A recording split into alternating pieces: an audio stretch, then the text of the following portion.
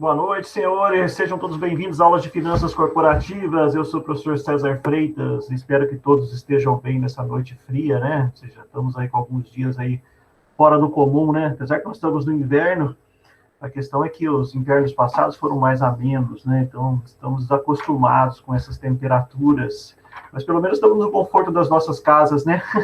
Imagina se nós estivéssemos lá na UEMP lá, né? Então, temos aí talvez aí um benefício aí da estar à distância, ok?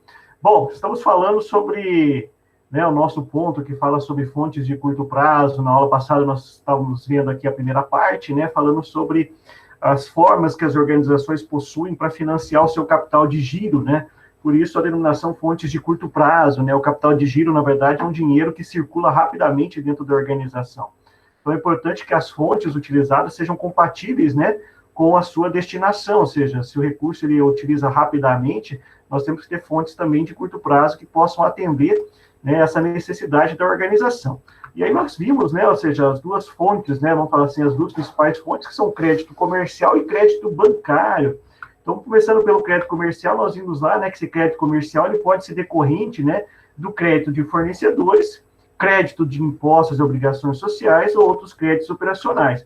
Então, o crédito de fornecedores, que é o mais comum, né, e que as organizações utilizam muito, ou seja, decorre o quê? Do prazo que o fornecedor dá para a empresa pagar, né, as mercadorias, a questão da matéria-prima, os insumos. Então, a organização compra e o fornecedor oferece aí um prazo, né? É claro que esse prazo vai ser decorrente do relacionamento, né? Se eu tenho um bom relacionamento, tenho uma parceria com o meu fornecedor, ele vai acabar me oferecendo um crédito, ou seja, uma condição mais favorável em comparação àquele que não tem a mesma relação com esse fornecedor, tá? Então, ou seja, é o tempo que ele me dá para mim poder fazer o pagamento. Isso tem uma série de vantagens, né? Ou seja, a questão da agilidade, a questão da adequação, a questão dos custos financeiros atrativos, ou seja, nós estamos tratando com uma organização, um parceiro, né? Ou seja, não é um banco, uma instituição financeira que trabalha com o dinheiro especificamente. O fornecedor, o interesse dele é vender a mercadoria que ele produz lá, né? Ou seja, o item que ele está vendendo. Então, ele quer fazer o quê? Ele quer ter uma relação de longo prazo e ele tem interesse que você cresça, né? Vamos falar assim,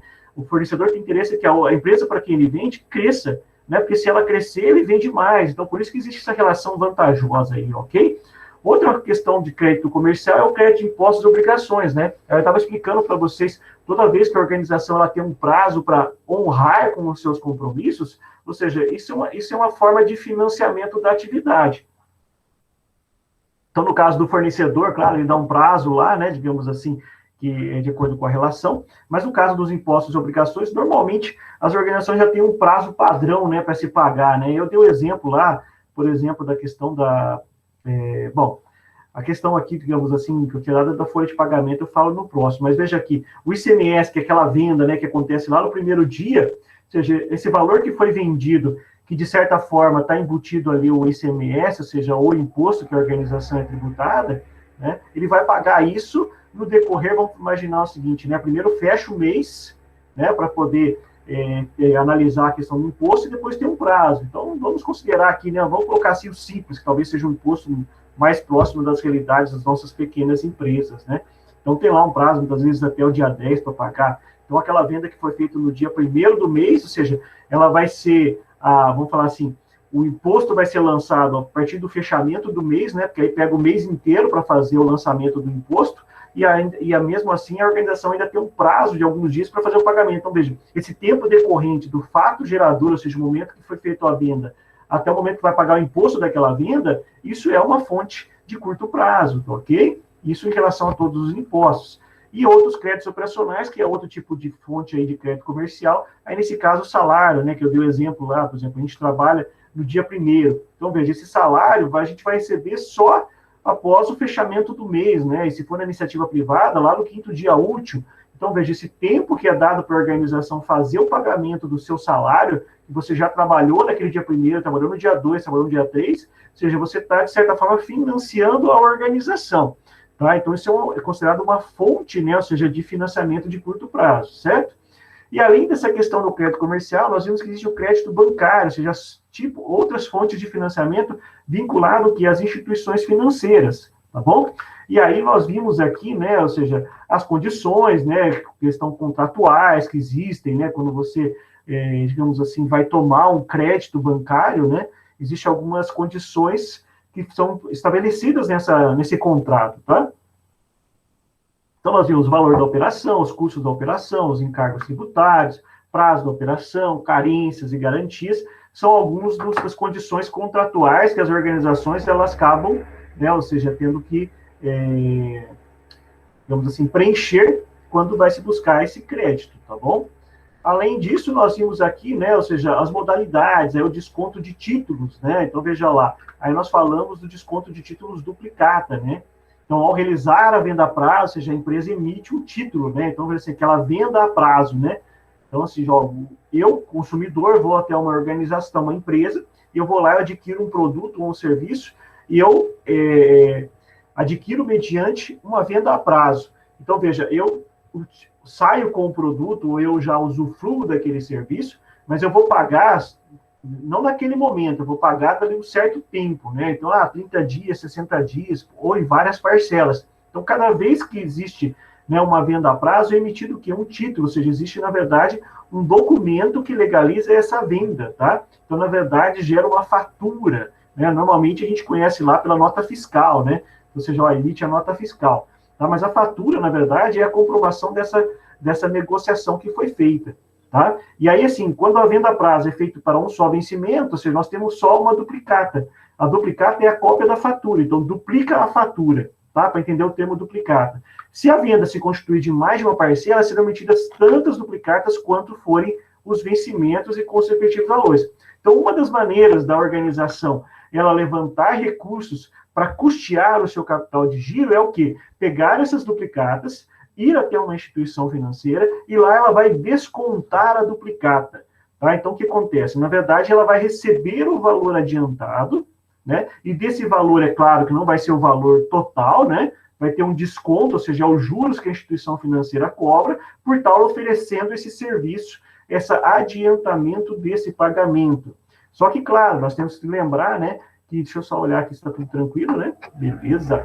Então, veja, nós temos que lembrar que a organização ela é responsável pelos pagamentos, né? Isso quer dizer o quê? Se o cliente que foi até a organização, comprou a prazo, ele deixar de pagar, ou seja, a instituição financeira não vai se responsabilizar por esse prejuízo. Então, vai fazer o quê? Na verdade, vai debitar na conta da empresa o valor lá da duplicata. Então, a empresa, digamos assim, além de não receber o valor, né, ela vai acabar arcando com aqueles juros lá que ela foi, digamos assim, o custo, tá? Então, ou seja, ela não vou falar assim, ela não abre, para falar assim, ela não se exime da responsabilidade do pagamento da fatura, ok? Bom, e aí nós vimos aqui, terminamos aqui com o slide, né, que tinha aqui o exemplo da empresa, né, fizemos aqui um exercício, e ficou aí a atividade 14, né? Ou seja, para vocês estarem fazendo, e a gente agora, nesse início da aula, nós corrigimos a atividade. Ok? Tranquilos até aqui? Estão todos aí bem? Tudo certo? Como é que está meu auxiliar de sala aí, o Fernando? Tudo tranquilo, Fernando?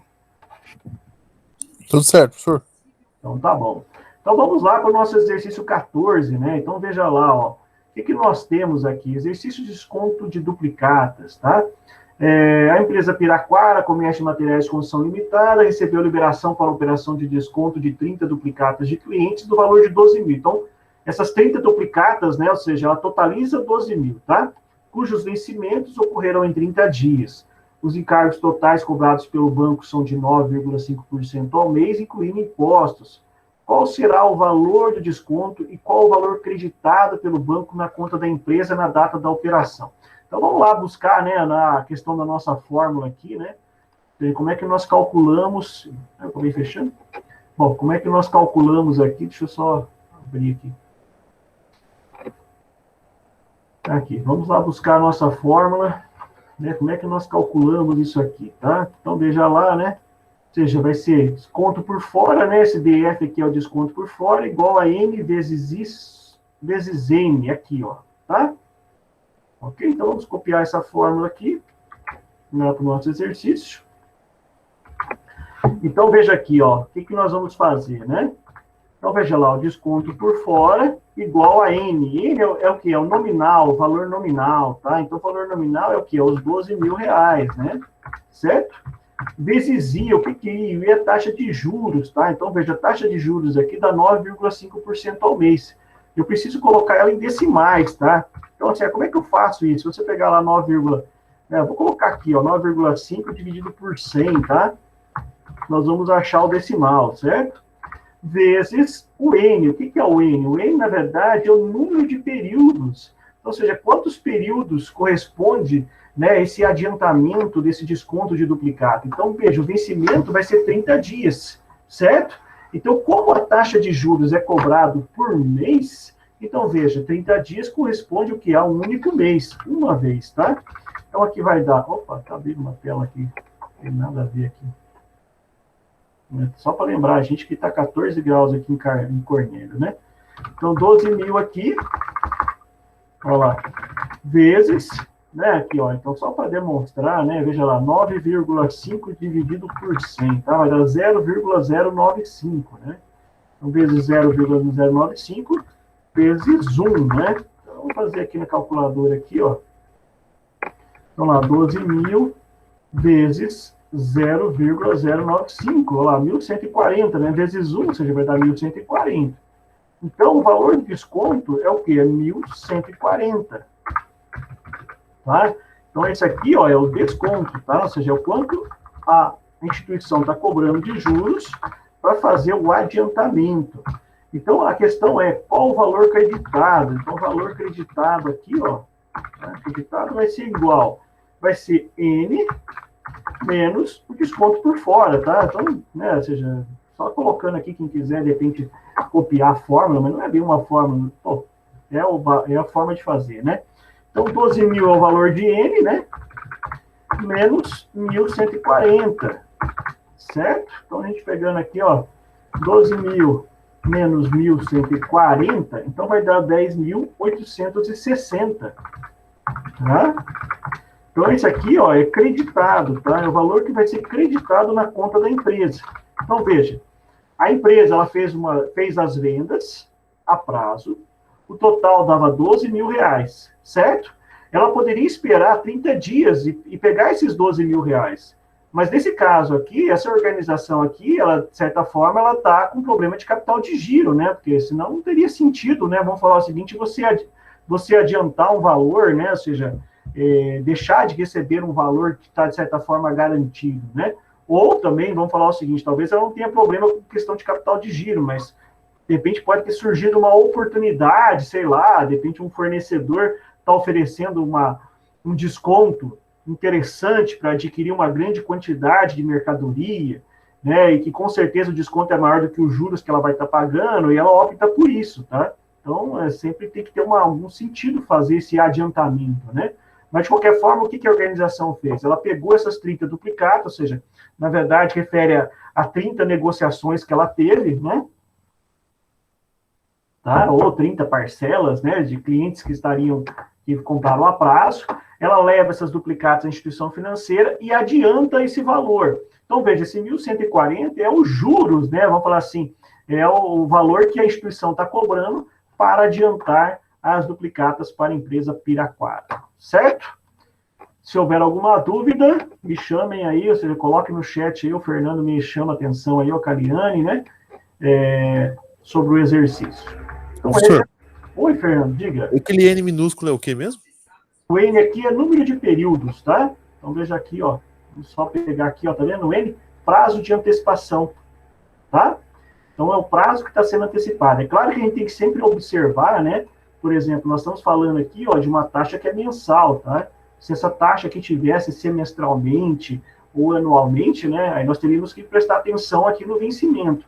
Nesse caso, né? Ou seja, os períodos correspondem ao quê? A mês, né? Ou seja, a taxa é mensal, então, ou seja, essa taxa vai ser cobrada em tantos períodos que forem adiantados. Nesse caso, como é 30 dias, ou seja, é um mês, então o Nzinho pequeno aqui é 1, tá?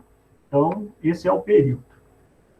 Vejamos o exercício 2 aqui, né? Tem o 2 e o 3, né? Então, veja lá, a empresa Primos deseja aproveitar a oportunidade dos descontos oferecidos por seus fornecedores para recompor seu estoque de mercadoria, visando as vendas de final de ano. Veja aqui que nesse caso, ó, qual que é a justificativa, né, que a organização está fazendo para descontar a duplicata, né? Porque, veja, descontar a duplicata gera custo para a empresa, né? Ou seja, ela acaba gastando, ou seja, ela tem uma despesa a mais, né, com adiantamento. Então, tem que haver uma justificativa. Então, para esse caso aqui da empresa, ó, eles estão querendo recompor seu estoque, quer dizer o quê? Estão querendo aumentar o estoque em função das vendas de final de ano. Então, eles precisaram fazer o quê? Ó, vamos descontar as duplicatas para levantar dinheiro, poder comprar mercadoria para os fornecedores, junto aos fornecedores, para poder vender para os nossos clientes, né?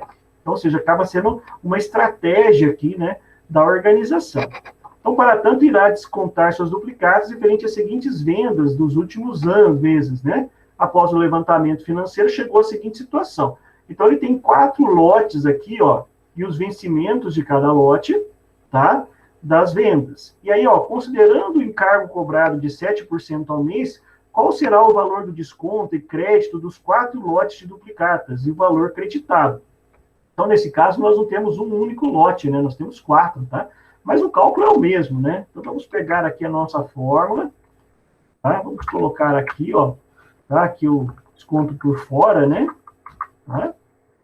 Então, vejamos lá como é que nós vamos calcular isso aqui, tá? Então, vamos pegar aqui, ó, DF1. Deixa eu só diminuir aqui o espaçamento para poder caber na tela aqui.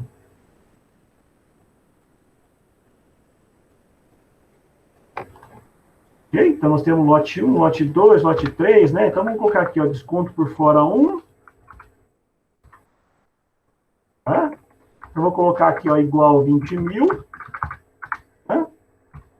Vezes a taxa de juros é 7%, né? Então, olha lá, 7 dividido por 100, tá? 0,07.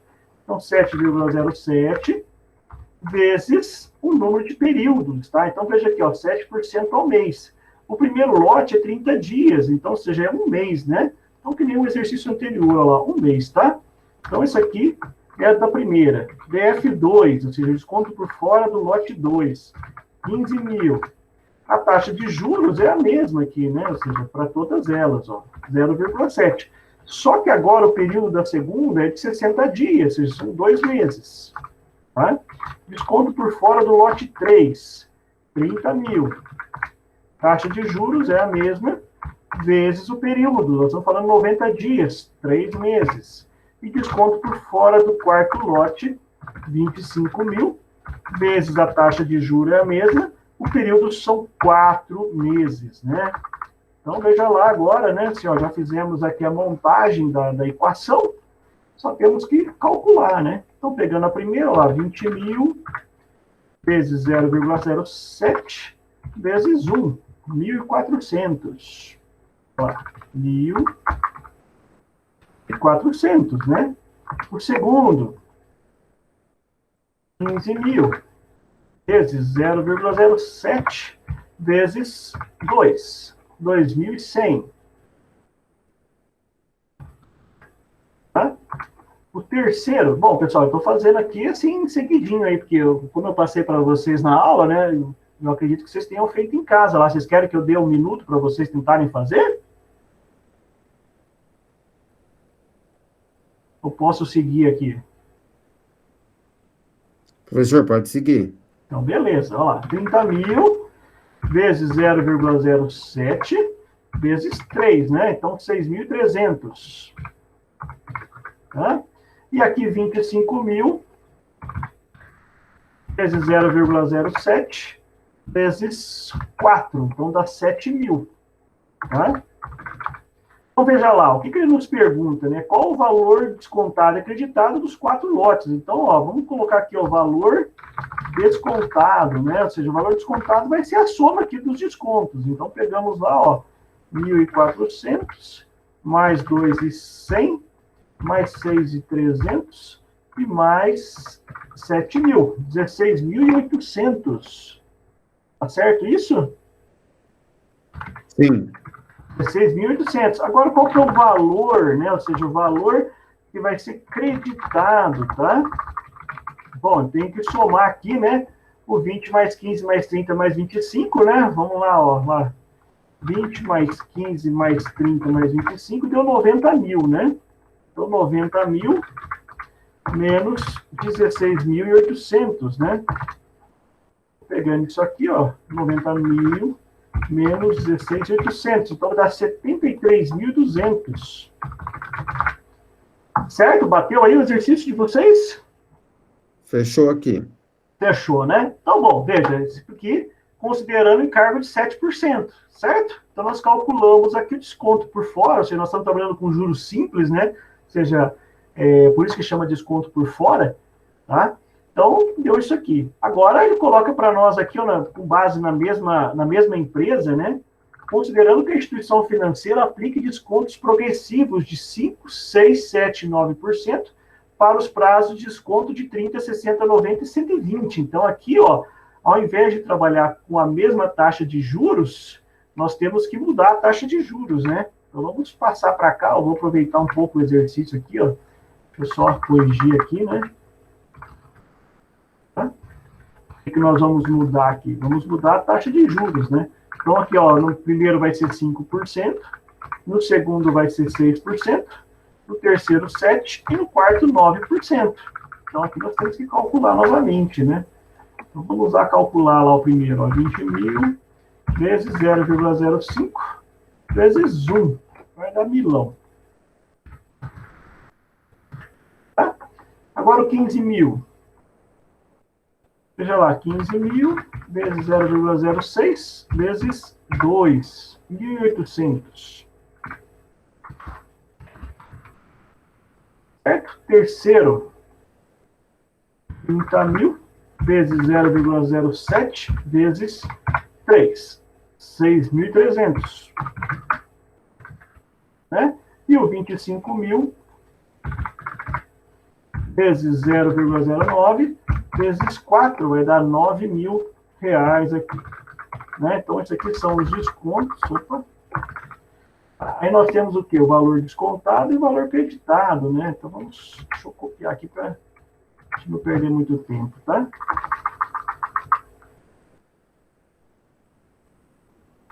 Então, veja lá, qual que é o valor descontado? Vamos somar aqui 1.000 mais 1.800 mais 6.300. Então, 1.800 mais 6... Opa, errei aqui. 1.000 mais 1.800 mais 6.300 mais 9.000. Deu 18.100. Nós vamos pegar os 90 mil menos 18.100. Vamos direto aqui. Olha lá, vai dar 71.900. Certo? Então, essas são as respostas do exercício, né? Então, veja aqui, ó, conforme aqui trabalhava com juros, né? Ou seja, juros fixos, né? 16.800, né? Nesse caso aqui, ó, o valor acabou subindo, né? Tá?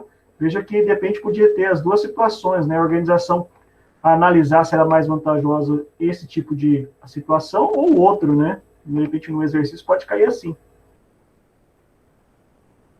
No caso, seria mais vantajoso para a organização que ela tivesse o que a taxa de 7% fixa, né? Ao invés de ter a taxa variável.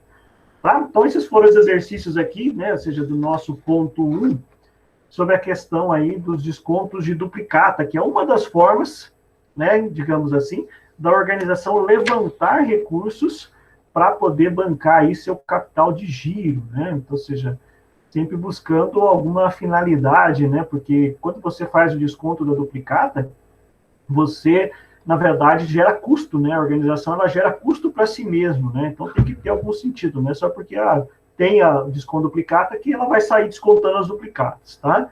Então, interessante que ela possa ter uma condição financeira que não precise, né, na verdade, de buscar essas alternativas onerosas, certo? Bom, mas aí nós vimos apenas uma das formas, né, digamos assim, de fonte de financiamento de curto prazo baseada no crédito bancário. Então, nós vamos entrar agora na parte 2, tá, do nosso conteúdo, né? Bom, hoje nós estamos aqui dia 1º/7, né? Então, vale lembrar aí que a nossa avaliação, né, vai ser dia 13/7, ok? Então, esse aqui, inclusive, vai ser o nosso último ponto da matéria, né, que eu vou passar para vocês, que é essa fonte de financiamento de curto prazo, a parte 2 aqui, encerrando esse conteúdo, tá bom? Bom, esse conteúdo aqui faz parte lá do capítulo 14 do nosso livro, tá?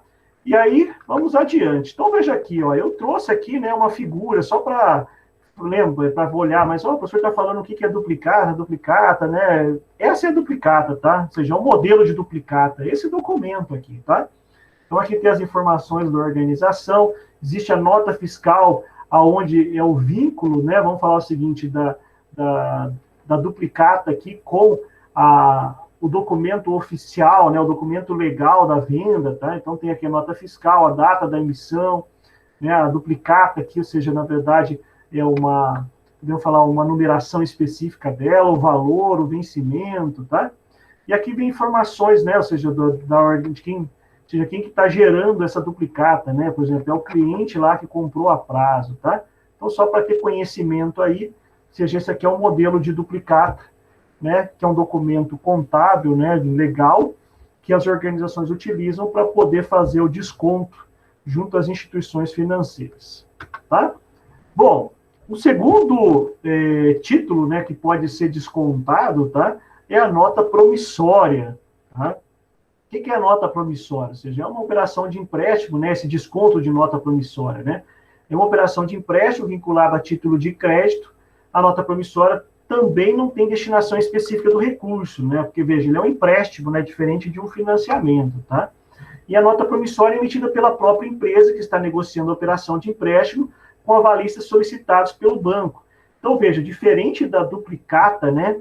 Que você tem uma venda realizada, ou seja, a duplicata, que é esse documento aqui, que está vinculado lá com a nota fiscal com a venda, a nota promissória não, ou seja, a nota promissória, na verdade, é um documento que a própria empresa pode emitir, né, e chegar lá e descontar, tá? Ou seja, ela emite baseado que na própria credibilidade que ela tem junto à instituição, né? E aqui está o modelo da nota promissória, tá? Então, essa nota promissória, né, nós estamos falando aqui de empresa, mas muitas vezes também entre pessoas físicas é utilizada a nota promissória, né? Digamos que alguém chega lá, um amigo seu, e fala assim, olha, cara, você não me empresta aí R$500? Ok, você fala assim, olha, eu te empresto. Aí fala o seguinte, que tipo de documento, que tipo de formalidade eu devo preencher para comprovar esse empréstimo? É através da nota promissória, tá? Então, você, ó, eu vou emprestar um dinheiro aqui, então eu emito essa nota promissória. Na verdade, a nota promissória, você vai estar aqui, né, constando os dados de quem está recebendo aquele valor, né?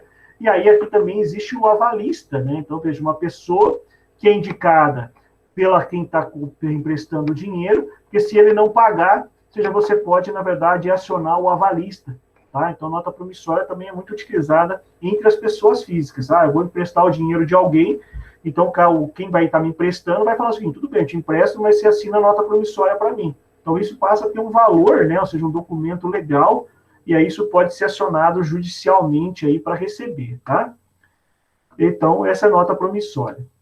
Outra forma do empréstimo, né? Vamos falar assim, é o empréstimo por contrato, tá? Então, veja assim, ó, só para passei muito rapidamente, né? Veja, estávamos falando sobre a duplicata, que foi da aula passada, tá? Então, que é esse documento. Então, veja, esse documento, ele tem uma venda que está atrelada a ele, certo? Então, ou seja, da onde vem o crédito? Vem da venda que foi realizada. O cliente vai até a empresa, compra a mercadoria a prazo, é gerado um documento, uma nota fiscal, tá? Com base nessa nota fiscal, ou seja, tem-se a fatura, e aí existe a duplicata da fatura. Então, essa aqui é a duplicata. Então, a empresa ela faz o desconto, e esse desconto está baseado numa venda. Já a nota promissória, ela não tem vinculação com venda, tá? Na verdade, é o que? A organização emitindo a nota promissória, ou seja, assumindo o compromisso de pagamento e fazendo desconto dessa nota promissória, tá? Agora, o empréstimo por contrato, esse é aquele onde vai até a instituição financeira e lá, digamos assim, vai preencher um contrato, né? Ou seja, fazendo um empréstimo direto com a instituição, tá? Então, os empréstimos por contrato de curto prazo praticados pelos bancos representam modalidade de desconto de título, pois são feitos mediante o desconto de nota promissória, né? Então, lá na hora que faz o contrato, o banco solicita o preenchimento da nota promissória. Então, os prazos variam aí de 30 a 360 dias. a necessidade de avalista ou garantia com duplicatas, aprovação prévia do limite de crédito e assinatura do contrato de empréstimo, né? Entre as vantagens desse tipo de operação estão o auxílio no ajuste no fluxo de caixa e sua vinculação com duplicatas, o que pode implicar em menores taxas de juros, né? É claro que aí, no caso do empréstimo por contrato com duplicata, ou seja, você está, na verdade, dando as duplicatas como garantia, tá? Então, não é desconto de duplicata, ou seja, a duplicata, ela entra como garantia do empréstimo por contrato, né? Que a gente tem na hora que faz esse tipo de empréstimo, tá? E aí vem outras fontes, né? Outras fontes que seria além dessas que nós já vimos, né? Tem o crédito rotativo, tá? Que são operações de crédito facilitadoras e simplificadoras da utilização de empréstimo junto aos bancos, né? E funciona como conta corrente, com limite de crédito e prazo pré-estabelecido, dentro do qual a empresa pode efetuar saques a descoberto para atender suas necessidades de caixa sem maiores burocracias. Esse crédito rotativo, né? É que nem lá o cheque especial, né? Quando a gente fala aí, né? Digamos assim, pessoa física, né? Ou seja, é um crédito pré-aprovado, né? Então, assim, quando a pessoa ela utiliza o saldo dela, do próprio dinheiro, né? Aí ela entra nesse crédito rotativo, ou seja, no cheque especial, né? Então, ou seja, ele está pré-aprovado, né? Ok?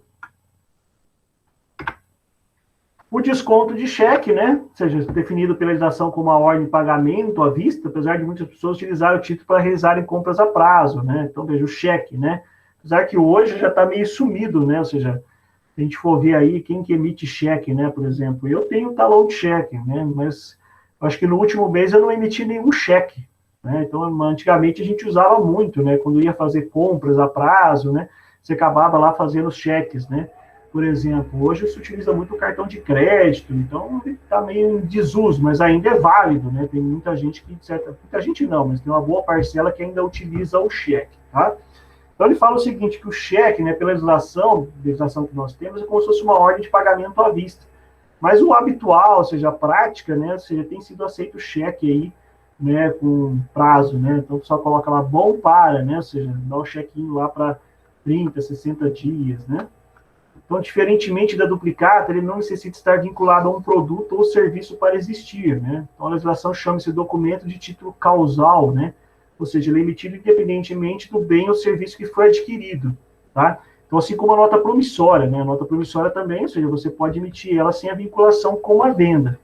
Então, só para entender o que ele está aqui querendo dizer é o seguinte, né? Eu posso, na verdade, pegar um cheque, emitir um cheque, ir lá no banco e descontar o cheque, né? Então, ou seja, eu posso adiantar, ou seja, o cheque, né? E fazer o desconto dele, tá? Então, por se tratar de um título juridicamente desvinculado de uma transação comercial de compra e venda ou prestação de serviços, acaba sendo um procedimento menos burocrático de desconto de duplicatas, né? Então, ou seja, a pessoa, quando vai lá descontar o cheque, né? Ou seja, não pergunta do que é feito aquela venda, né? Ah, desse cheque veio do quê? Ah, veio de uma venda que eu realizei. Ah, e cadê o documento que comprova a venda, né? Por exemplo, se for uma duplicata, vai ter essa burocracia. Você vai ter que comprovar, né, da onde que veio o valor daquela duplicata. Ó, essa duplicata aqui é referente a essa venda. Ah, tá, e cadê a nota fiscal? Aí tem que mostrar a nota fiscal, ou seja, comprovar. O cheque não, né? Ou seja, o cheque você está em mãos, você vai lá no banco e você desconta ele, tá? Então é menos burocrático, certo? Então, veja aqui, só para a gente retornar aqui, antes de eu passar para outro, tá? Então, voltando aqui, né, o que nós estamos vendo a respeito das questões, né, digamos assim, das fontes de financiamento de curto prazo, créditos bancários, tá? Então, a gente viu créditos comerciais e os créditos bancários. Então, veja, posso fazer o desconto de título a duplicata. Então, lembrando que a duplicata, na verdade, é um título que está vinculado a uma venda a prazo, tá? Então, uma vez que a empresa vende um produto a prazo, ou um serviço realizado, né, com a venda a prazo, então pode-se gerar essa duplicata, que na verdade é uma cópia da fatura da venda, tá? E a organização pode descontá-lo, tá? Outro título que nós temos é a nota promissória, né? Então essa nota promissória, ou seja, na verdade é uma promessa de pagamento, tá? E ela é vinculada ao avalista. Então ele tem, na verdade, um peso, tem assim, na verdade, é um documento legal, e a organização pode utilizar isso para fazer o desconto dela ou dar como garantia, né? Então, veja, eu posso descontar a nota promissória, tá? Ou eu posso dar notas promissórias e duplicatas em garantias de um empréstimo que está sendo realizado. Então, nesse caso aqui, um empréstimo por contrato, né? Outras fontes que tem o crédito rotativo. Então, nesse caso, o crédito rotativo é um crédito pré-aprovado junto a uma instituição, tá? Como é que é feito esse crédito pré-aprovado, né? Normalmente, isso é baseado na relação que você, né, você pessoa física, ou que a pessoa jurídica tem junto à instituição. Então, por exemplo, eu tenho minha conta corrente junto à Caixa Econômica. Então, eu já tenho há muito tempo essa conta corrente junto à Caixa Econômica. Inclusive, eu recebo meu salário pela Caixa Econômica, tá? Então, a Caixa Econômica, ela analisa o meu cadastro, né, ou seja, o meu histórico de cliente, tá? E com base nisso, ela me oferece o quê? Um crédito rotativo, um crédito pré-aprovado. Da mesma forma com a organização, tá? Então, a empresa, ela tem lá a sua conta corrente junto a uma instituição, e de acordo com o tempo, ou seja, o relacionamento que ela vai tendo com a instituição, né? Vamos falar assim, o seu histórico de pagamento. Então, veja lá, a instituição olha lá para a organização e fala, puxa, esse cliente aqui nunca teve cheque devolvido, sempre pagou em dia e assim por diante. Então, ela vai analisar o quê? Vamos falar o seguinte, vai pegar os documentos da organização e vai olhar e falar o seguinte, olha, a capacidade que essa organização tem de gerar receita é de tanto, e com base nisso ela vai acabar oferecendo um percentual de crédito para a organização, ou seja, um limite, né, 10, 20, 15 mil reais, né, dependendo da organização, muito mais. Então, isso fica como um cheque especial, então, um crédito rotativo. Então, veja, tem a conta corrente da empresa, ela vai utilizando o dinheiro dela. Se em algum momento faltar dinheiro, né, ou seja, tiver algum pagamento que ela não tem dinheiro suficiente para pagar, entra no crédito rotativo. É claro que esse crédito rotativo, né, ou seja, via de regra, ele tem uns juros, né, ou seja, quando você utiliza lá o cheque especial, tá, que a gente fala esse nome, né, ou seja, existe os juros a ser pago, tá, mas de qualquer forma, na verdade, é uma fonte de financiamento para uma situação que, de repente, a organização se encontra desprevenida, podemos dizer assim, tá? O desconto de cheque, ou seja, na verdade, o cheque que é emitido, né, a organização pode ir lá e descontar esse cheque, tá? Ou seja, antecipar o cheque lá e conseguir levantar recursos. E aí nós temos uma outra forma de fonte de financiamento, né, que é a operação vendor, tá? Esse aqui eu vou passar um vídeo para vocês. Então, deixa eu só mudar o módulo aqui.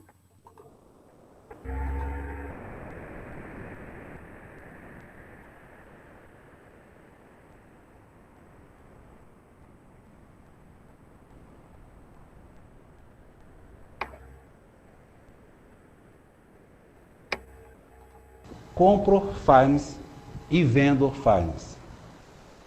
Para a gente falar um pouquinho sobre Compro Finance e Vendor Finance, vamos só entender a questão de uma operação de desconto.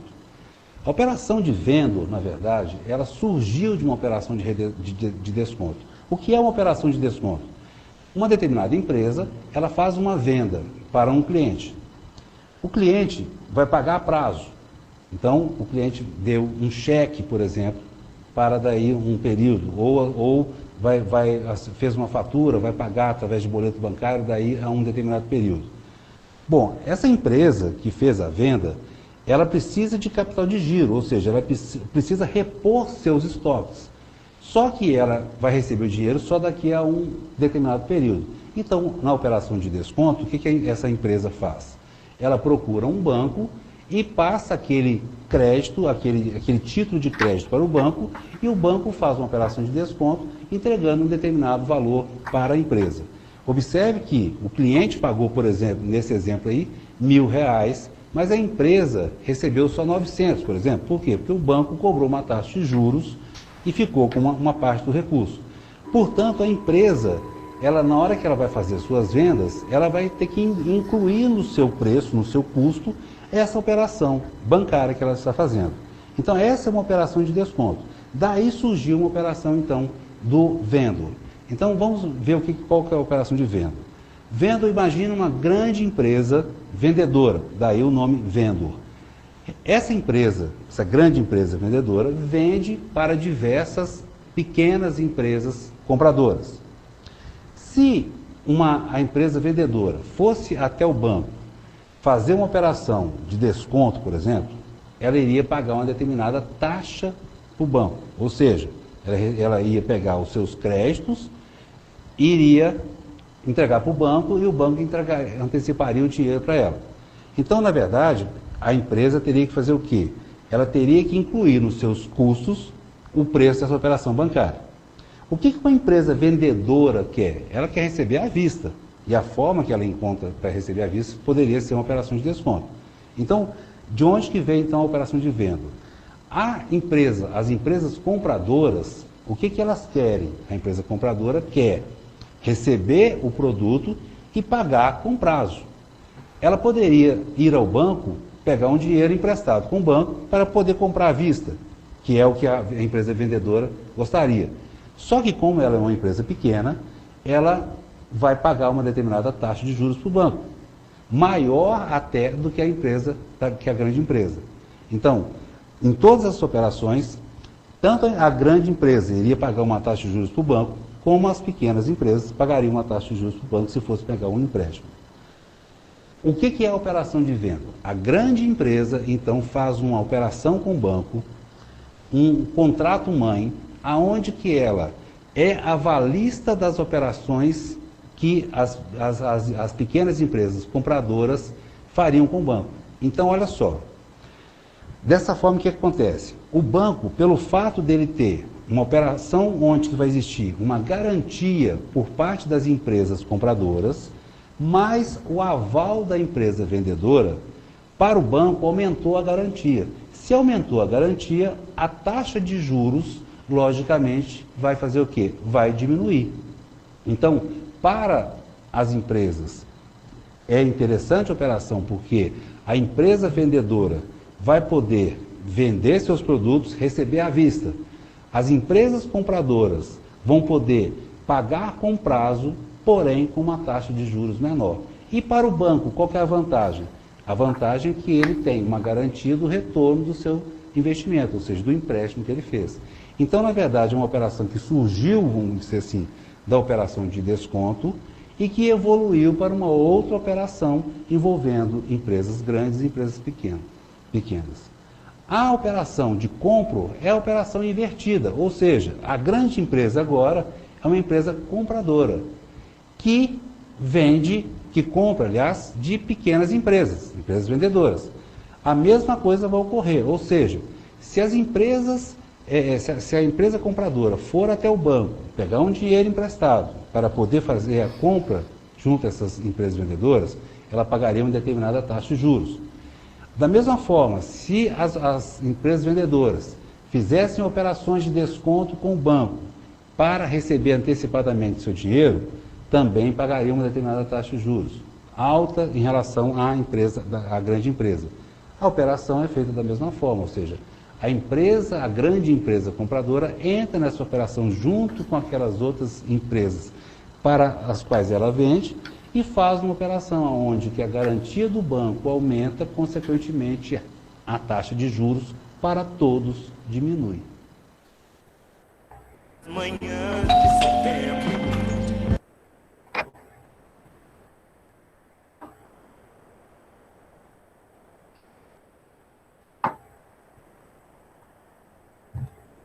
Passou o vídeo certinho para vocês?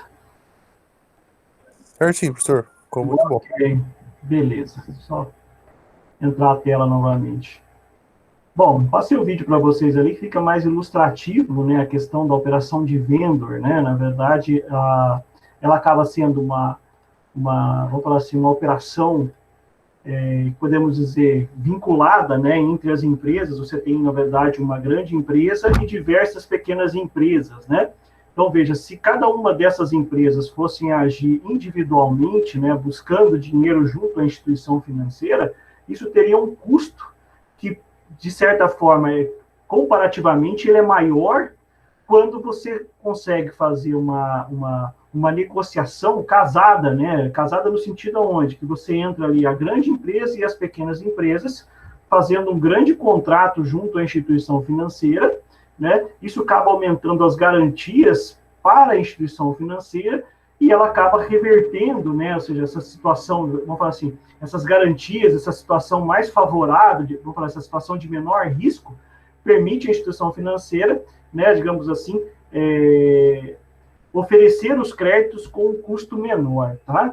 Então, veja, a operação de venda, ela é um financiamento da venda com cessão de crédito. Então, ali no vídeo, né, colocava o venda e como é que é o credor, né, na verdade, é a compra, né, que seria o inverso, tá? Mas a lógica do processo é o mesmo. Você tem ali uma instituição grande, uma empresa grande, pequenas empresas que têm interesse mútuo, né? Ou seja, a empresa grande, naquele momento do venda, ela tem intenção de vender, né, digamos assim, os seus produtos, e as pequenas empresas de comprar.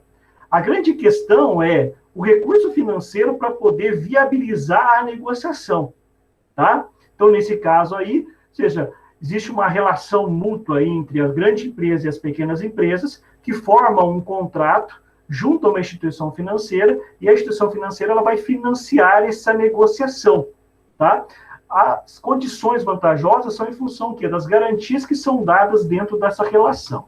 Tá? Então, o fornecedor ele vende a prazo, tem o recebimento à vista e assume o risco do não pagamento junto à instituição financeira que financia o comprador. Então, é essa relação, né? Então, veja, o fornecedor aqui, no caso, seria a grande empresa. O comprador, na verdade, são vários compradores, né? Aqui, no caso, está a figura do comprador, mas várias empresas, tá? Então, o que acontece? O fornecedor aqui, ou seja, ele negocia junto com o banco, ou seja, esse contrato, né, que vai permitir oferecer essas condições para que o comprador possa comprar essa mercadoria do fornecedor via o financiamento da instituição financeira, e a instituição financeira tem a garantia do fornecedor se o comprador não pagar, tá? Então, na verdade, existe aqui uma relação, né? Que nem falou assim, se cada um desses buscasse individualmente, né, o crédito junto à instituição, o custo seria maior. Numa relação casada, veja, porque aí o banco ele vai emprestar um dinheiro, esse dinheiro está vinculado a um produto, né, específico, ou seja, não é, na verdade, um valor que vai se destinar de forma aleatória, tá? E tem a garantia do fornecedor. Então, isso acaba sendo uma operação de venda, né? Que nem o rapaz do vídeo falou, na verdade, era um desconto, né? Ou seja, acabou se evoluindo para uma outra tipo de serviço, tá? Claro que quando a gente olha essas fontes de curto prazo, nós estamos vendo as principais, tá? Hoje, quando você chega numa instituição financeira, existem diversos produtos e serviços que ela oferece, tá? Então, nós estamos olhando as principais. E a última que nós temos aqui na nossa relação é do factoring, tá? Ou seja, o que é o factoring, né? O Leite, aqui, o autor, conceitua as operações de fomento mercantil ou factoring na modalidade convencional, como a compra de direitos creditórios ou ativos, representativos de vendas mercantis a prazo mediante a cessão pró-soluto notificada pelo vendedor endossante ao comprador sacado devedor. O que ele quer dizer com isso, tá? Qual que é a diferença do factoring para as demais operações que nós vimos até agora? A diferença é que nas outras operações, digamos assim, de fontes vinculadas às instituições bancárias, né? Ou seja, não havia a cessão, né? Não havia a venda, né, digamos assim, do título, tá? Você descontava o título, né? Veja lá, o desconto de duplicato, desconto de notas promissórias, ou seja, você desconta o título e você fica responsável por aquele título. Se digamos assim, o cliente, né, ou aquele que, na verdade, assumiu o compromisso de pagar, não pagasse, então você tem a responsabilidade de pagar aquele título, tá? Já o factoring já é diferente, na verdade. O factoring, na verdade, é a compra do direito. Então, você vende o direito para uma organização. E se esse título ele não for assumido, ou seja, o cliente não pagar, ou seja, a responsabilidade já não é sua mais, mas é da empresa que comprou esse título, tá? Então, são operações em que as empresas realizam a transferência efetiva de crédito. Então, veja, essa transferência efetiva de crédito, ou seja, eu passo para a empresa de factoring, né? Nas demais, ou seja, eu chego lá na instituição, negocio e fico responsável pelo título, tá? Então, eu recebo o valor e sou responsável pelo título. Se o título, né, ou seja, o cliente não pagar, a instituição me aciona, né? E aí eu acabo arcando com aquele título que eu adiantei lá, com o título que eu vendi. No caso do factoring, ou seja, nós temos a transferência efetiva. Você tem uma empresa que compra aquele título. Se esse título não for pago, o prejuízo é da empresa que comprou o título, tá? Então, vejam lá, são operações em que as empresas realizam a transferência efetiva de créditos emitidos contra clientes, no caso as duplicatas, para a casa de factoring, também denominado agente factor, que assume o risco do não recebimento. Legalmente não se constituem operações de crédito, mas são consideradas operações de cessão de direito, ou seja, operações que você vende o direito. Então, veja, quando a empresa ela vende a prazo, tá? Ou seja, aquela venda gera um direito. Então, a empresa tem o direito de receber as parcelas pela venda que foi realizada. Quando ela faz o factoring, a empresa ela vende o seu direito. Então, o direito que estava lá na empresa alfa, por exemplo, passa para a empresa de factoring. Tá? Então, ou seja, existe a venda efetiva. Então, a responsabilidade, se o título não for pago, já não é mais da empresa, mas sim da empresa que comprou. Tá? Aí é o seguinte, por envolver a cessão de direitos, a operação de factoring envolve diversas taxas ou valores pelo serviço realizado, sendo as mais comuns: comissão de factoring, que é um percentual sobre o valor nominal das duplicatas; taxa de reserva, que é um percentual devolvido ao final no caso de liquidação das duplicatas; e os juros, que é o percentual cobrado sobre o valor da aquisição nominal das duplicatas. Tá? Então, esses são os valores cobrados pelo factoring. Bom, para a gente calcular o factoring, na verdade, nós vamos ter que saber fazer juros sim, juros compostos. Tá? Vocês acham que viram isso? Acho não, né? Vocês viram isso lá na aula de matemática, tá? Mas assim, precisamos lembrar, né? Ou seja, como é que é o juros simples e os juros compostos.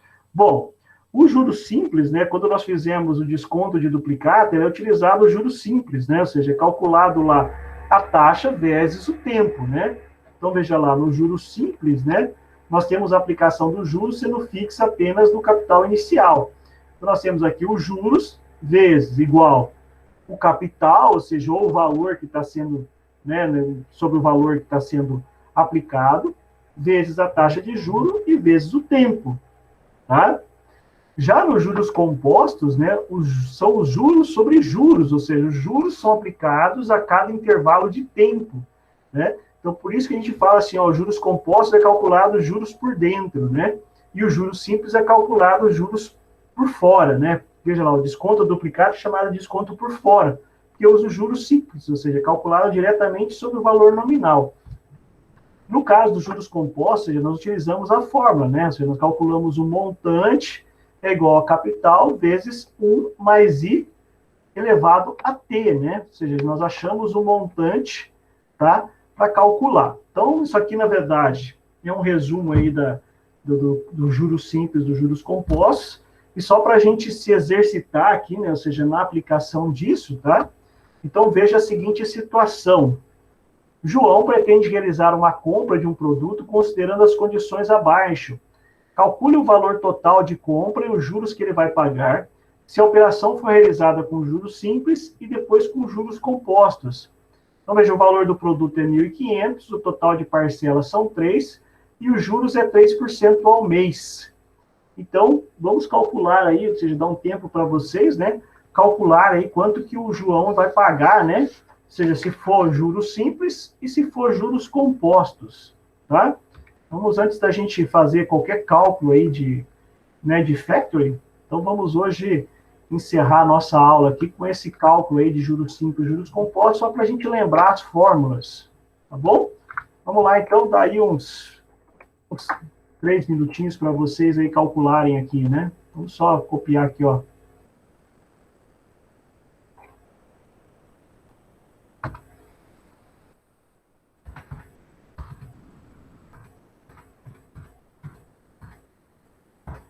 Veja lá, o juro simples, juro é igual a capital vezes I vezes T, né? Esse T aqui, ó, nós podemos chamar também de N, tá? Se a gente quiser usar lá, né? Vamos colocar N aqui, tá? Porque aí fica mais, né? No outro exercício nós usamos N também, né? E aqui os juros compostos, tá? Nos juros compostos nós temos que calcular o montante, né?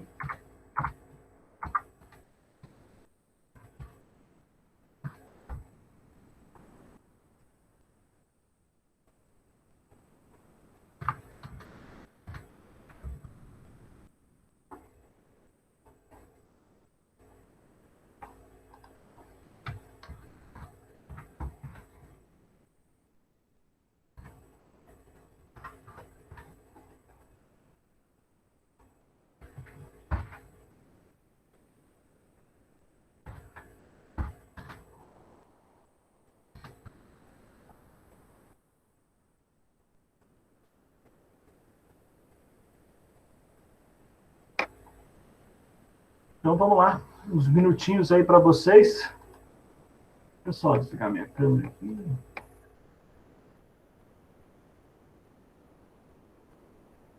Vamos lá, uns minutinhos para vocês fazerem aí esse cálculo.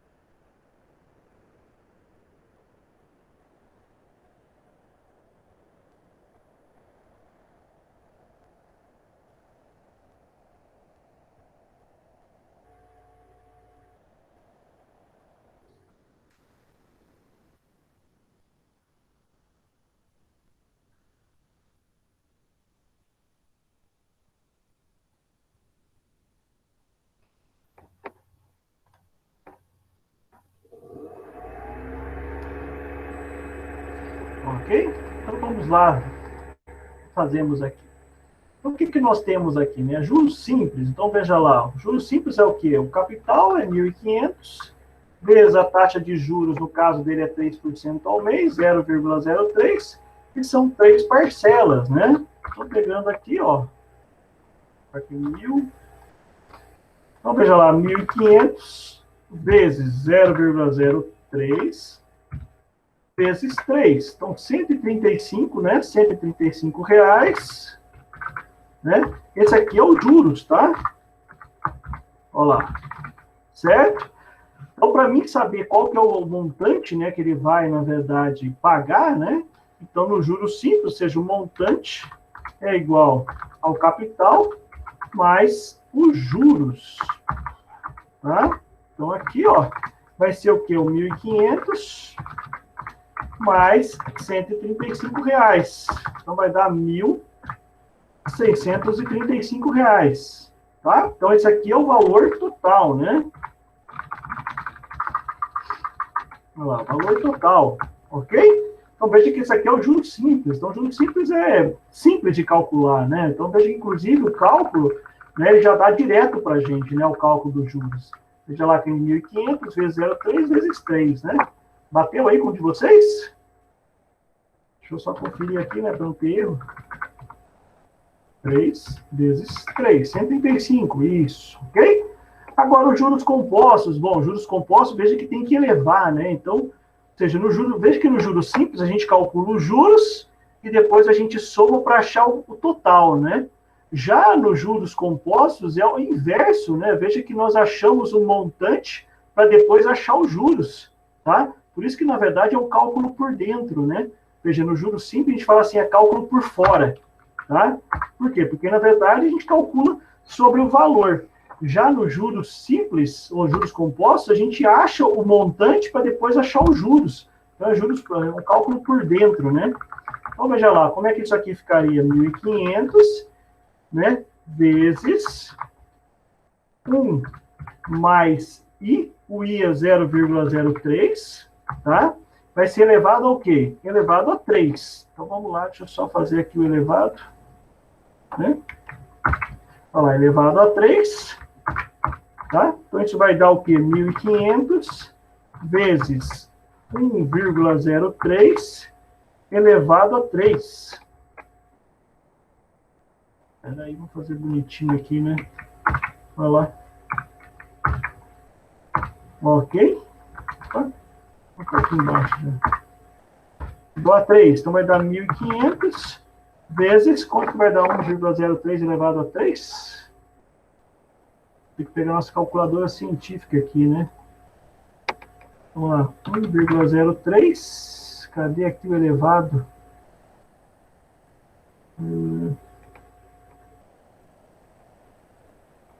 Aqui elevado ao quadrado. Onde que está aqui? Está aqui. Então, 1,03 elevado a 3. Vai dar 1,09 2727. 1,09 2727.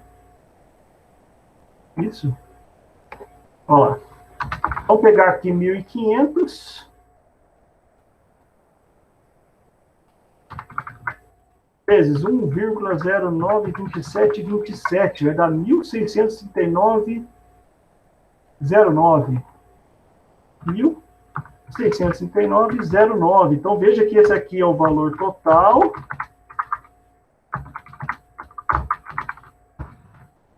Tá? Agora, quanto que é os juros? Ou seja, os juros aqui, ó.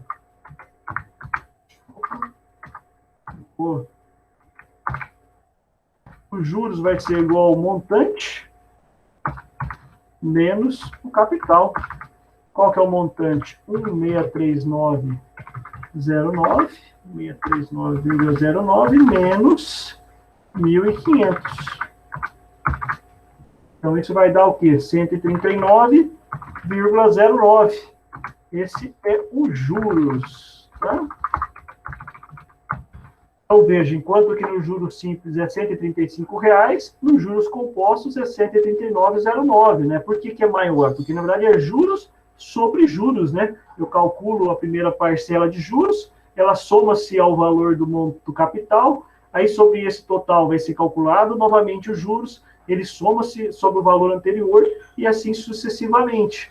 Então, na verdade, os juros compostos, né? Ou seja, você vai pagando juros sobre juros, tá? Então, só lembrando, né, ou seja, para a gente poder fazer cálculo do factory aqui, né, que nós vamos fazer na próxima aula, nós temos que lembrar aí como é que calcula os juros simples e como é que calcula os juros compostos.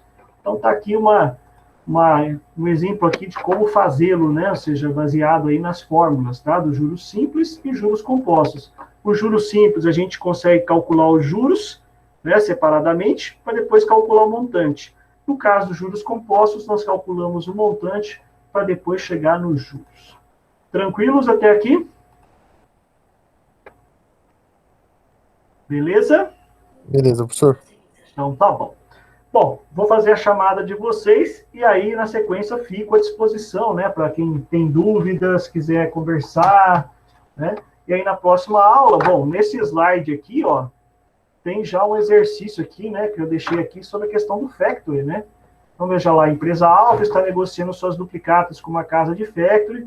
Os custos e condições são os seguintes: comissão de factory de 1,5% sobre o valor nominal, reserva de 20% e juros pagos antecipadamente de 5% ao mês, sobre o valor de adiantamento do lote de duplicatas a seguir relacionado. Então, o prazo entre o adiantamento e a liquidação dos duplicatos é 60 dias.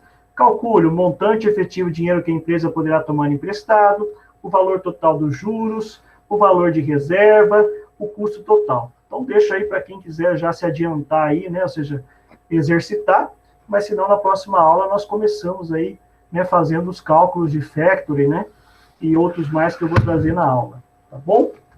Deixa eu aproveitar e fazer a chamada. Então, vamos lá, Ana Paula, presente, Christopher Cauã, presente, Clara Sanches, presente. A Dayana, presente. O Daniel Oliveira, presente. Fernando Freitas, presente. Guilherme Quaglio, presente. O João Lucas, presente. Caliane, presente. Lucas Cordeiro está presente. Maria Alicia, presente. Natália Lorenzetti, presente.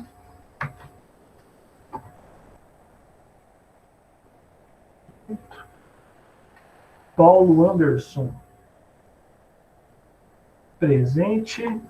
Renan, presente. Sabrina, presente. Tainá, presente. O Victor, presente. E Vivian, presente. Bom, alguém não foi chamado? Todos foram chamados? Ok. Então, para aqueles que não têm dúvida, me despeço de vocês, desejo aí um bom descanso e continuamos, né, fechando esse último ponto aí, que é do Factor, esse exercício, né, que é o nosso conteúdo de avaliação na próxima aula, tá bom? E aí fico à disposição aí para quem quiser conversar.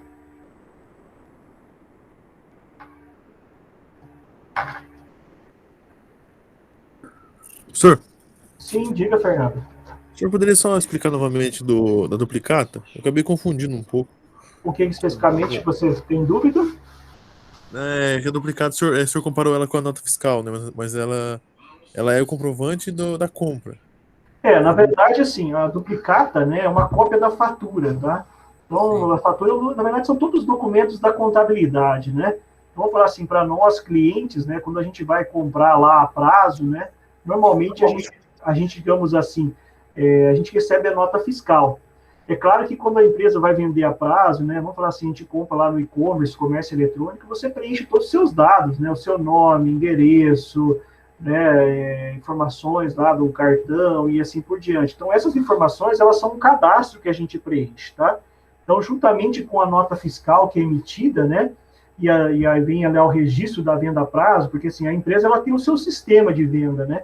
Então, a gente, assim, o consumidor, ele não visualiza, né, digamos assim, a parte da contabilização da venda, tá? Mas a empresa, ela tem todo o sistema. Então, daquela nota fiscal, ou seja, que é emitida, né, ou seja, existe uma fatura que é gerada, tá, que é um documento contábil, que tem o registro das nossas informações, tá? Tem o registro da venda que foi realizada, do número de parcelas e assim por diante, tá? Então, é um documento que comprova, né, ou seja, a transação que nós realizamos. O que acontece? A organização, ela faz uma cópia dessa fatura que chama duplicata, tá? Então, na verdade, existe uma duplicação da fatura, tá? Então, aí ela utiliza essa duplicata, que é essa fatura copiada, e ela leva isso numa instituição financeira, e lá ela consegue descontar, né? Ela faz o desconto. Então, o que é o desconto? Ela recebe antecipadamente aquele valor que ela só iria receber, né, de um certo prazo, só que ela paga uns juros para a instituição financeira liberar esse dinheiro. Então, veja, esse é o desconto de duplicata. Ah, entendi, professor. É um documento interno ali da contabilidade. Por Isso, então, é que a gente, na verdade, nós não visualizamos, né? Como cliente, você chega lá, você pega a nota fiscal, né? Você, por exemplo, se você vai comprar prazo, você passa o cartão, ou você vai lá no crediário, né? É que quando vai no crediário fica mais evidente isso, né? No cartão de crédito é muito automático, né? A pessoa digita na maquininha quantas parcelas ali e ele já processa. No sistema mais tradicional, né? O pessoal fala assim, ó, eu quero comprar a prazo, aí você tem que ir lá no crediário, né? Aí lá no crediário você vai preencher um cadastro, tá? Eles vão analisar as informações suas e vão liberar um crédito para você poder comprar a prazo, tá? Então lá fica mais evidente essa parte da documentação.